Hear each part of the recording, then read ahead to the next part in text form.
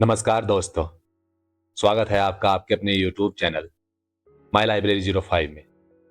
आज हम बात करने वाले हैं एक ऐसे विषय पर जो हमारे जीवन के हर फैसलों से जुड़ा है, और उस विषय का नाम है रिस्क यानी जोखिम। और उसी विषय को गहराई से समझने के लिए आज की हमारी ये वीडियो होने वाली है, जो एक किताब पर आधारित है।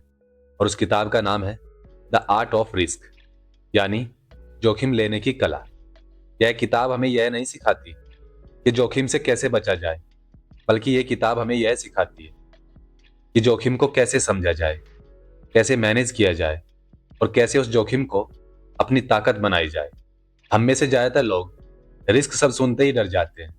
हमें लगता है रिस्क मतलब नुकसान, फेल होना, सब कुछ खो देना। लेकिन द आर्ट ऑफ रिस्क किताब हमें बताती है कि रिस्क कोई दुश्मन नहीं है। रिस्क एक टूल है, एक कला है। अगर इसे सही तरीके से इस्तेमाल किया जाए तो यही रिस्क हमें आगे बढ़ाता है, सफल बनाता है और दूसरों से अलग पहचान देता है।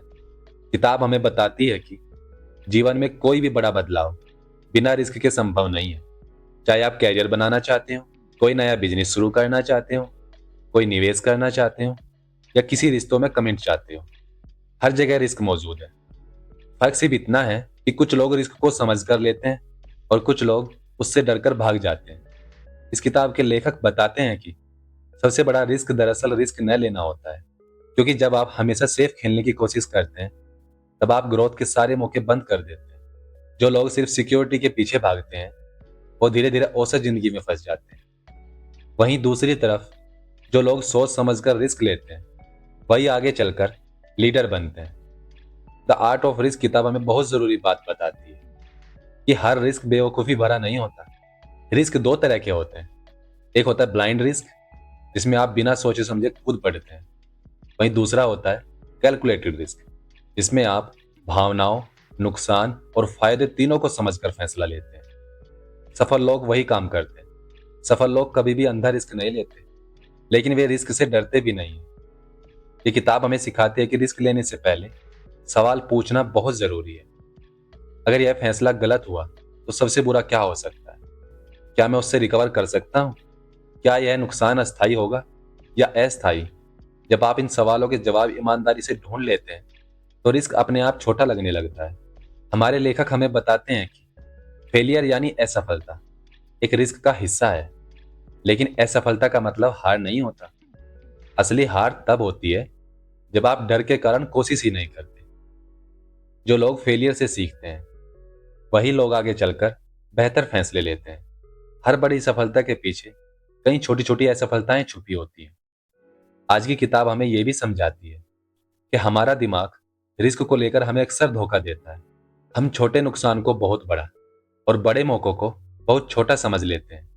इसका कारण हमारा डर, हमारा अतीत और समाज की कंडीशन। बचपन से ही हमें सिखाया जाता है कि सेफ रहो, गलती मत करो, रिस्क मत लो। लेकिन यही सोच आगे चलकर हमें सीमित कर देती है। लेकिन हमारी आज की किताब हमें अपने डर को पहचानने और उसे समझने की सलाह देती है। ये कहती है कि डर को खत्म करना जरूरी नहीं है, बल्कि डर के साथ चलना सीखना जरूरी है। क्योंकि साहस का मतलब डर का न होना नहीं, बल्कि डर के बावजूद सही कदम उठाना होता है।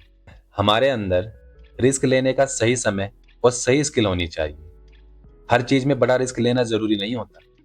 छोटे रिस्क लेकर आप अनुभव बना सकते हैं, कॉन्फिडेंस बढ़ा सकते हैं और धीरे धीरे बड़े फैसलों के लिए खुद को तैयार कर सकते हैं। यही वजह है कि स्मार्ट लोग पहले छोटे एक्सपेरिमेंट करते हैं। रिस्क और रिवार्ड हमेशा एक दूसरे से जुड़े होते हैं। अगर आप रिवार्ड चाहते हैं तो आपको कुछ ना कुछ रिस्क लेना पड़ेगा। जो लोग जीरो रिस्क लेना चाहते हैं उन्हें अपने जीवन में जीरो ग्रोथ के साथ समझौता करना पड़ता है। अंत में हमारी किताब हमें समझाती है कि हमारी जिंदगी हमारी जिंदगी खुद में एक रिस्क है। कल क्या होगा कोई नहीं जानता, फिर भी हम हर दिन उठते हैं, काम करते हैं, सपने देखते हैं। तो जब आपको पता है कि जिंदगी खुद अनिश्चित है, तब डर किस बात का है? अपने सपनों को क्यों छोड़ा जाए? यह किताब हमें रिस्क लेने की हिम्मत नहीं, बल्कि रिस्क को समझने की समझ देती है। और यही समझ हमें भीड़ से अलग बनाती है। अगर आपको मेरी ये वीडियो पसंद आई हो तो इसे लाइक करें, मेरे चैनल को सब्सक्राइब करें और कमेंट में बताइए कि आप अपने जीवन में कौन सा रिस्क लेना चाहते हैं। धन्यवाद दोस्तों। मिलते हैं अगली वीडियो में।